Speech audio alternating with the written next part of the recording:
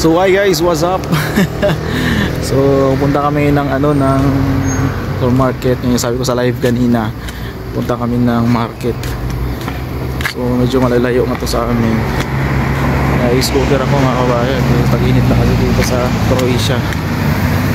So samahan nyo kami, pag-usapan din natin yung tanong ni kabayan na if kailangan pa ba daw niya magpa-BFS if the same employer lang siya, galing dito sa Croatia, basta umuwi siya ng winter season.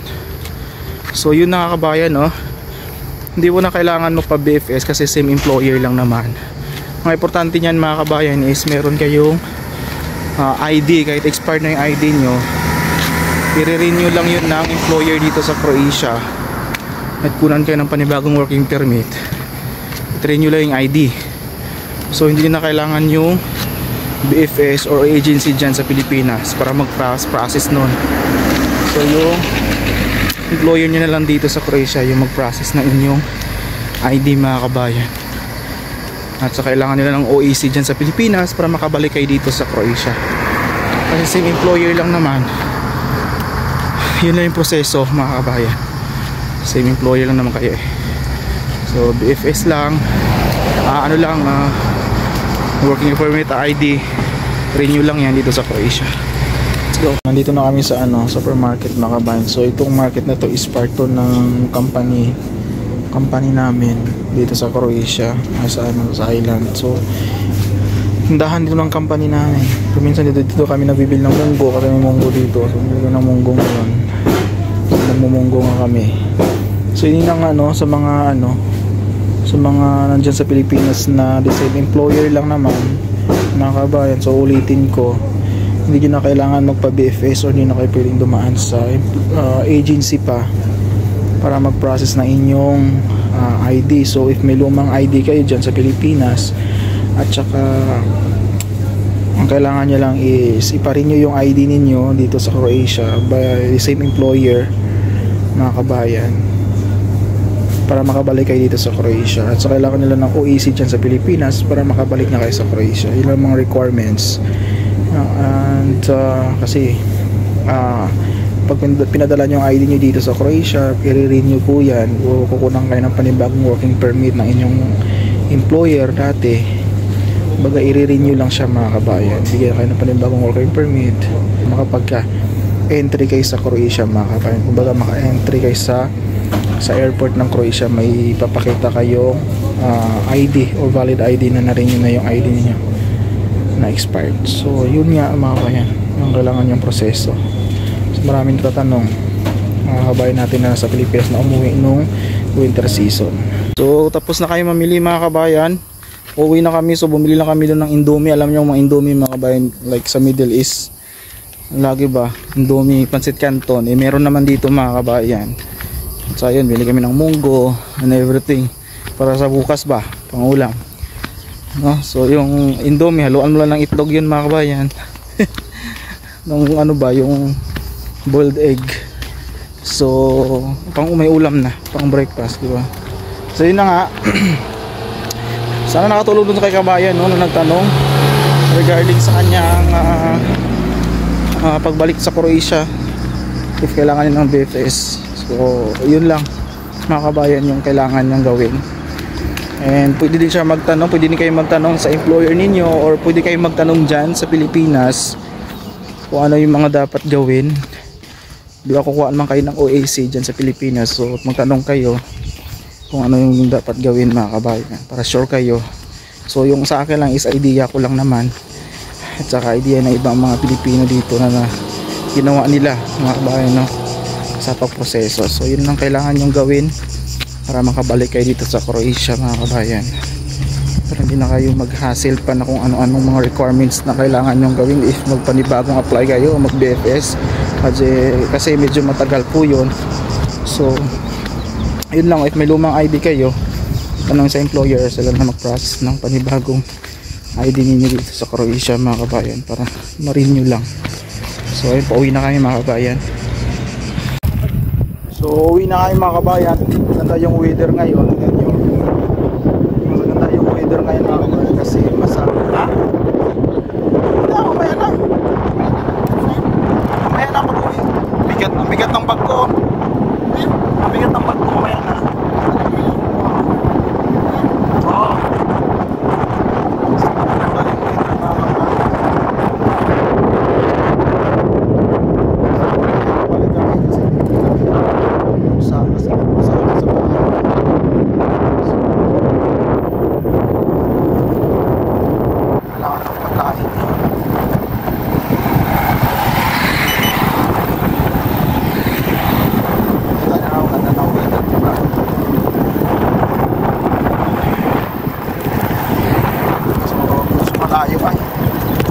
Malayo yung ano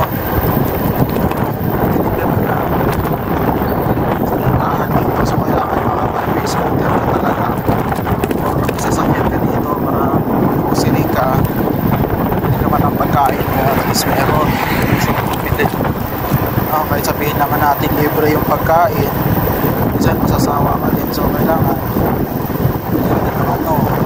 kasi ba nakakukunan dito kasi dito makabayan sa kinakainan namin is pagkain probinsya lang talaga, so wala naman silang mga adobo dito makabayan.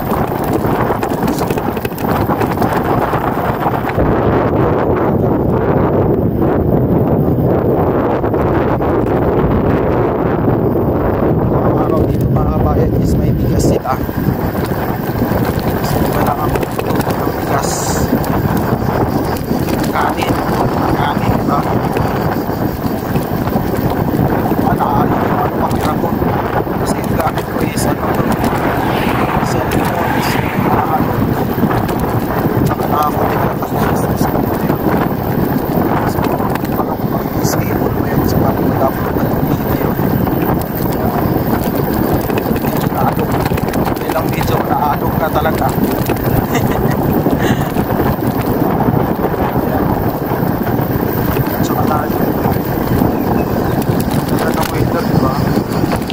Ano na makabayan, maglakad lang so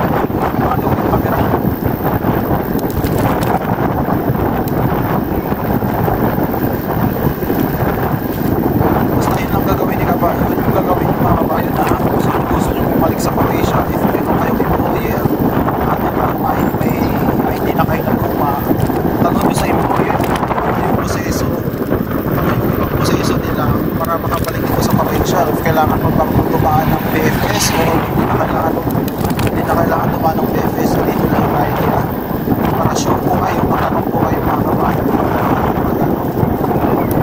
maganda kasi yung tanong tayo para sure tayo na mabalik tayo lang sa provision if di safe po kayo lang.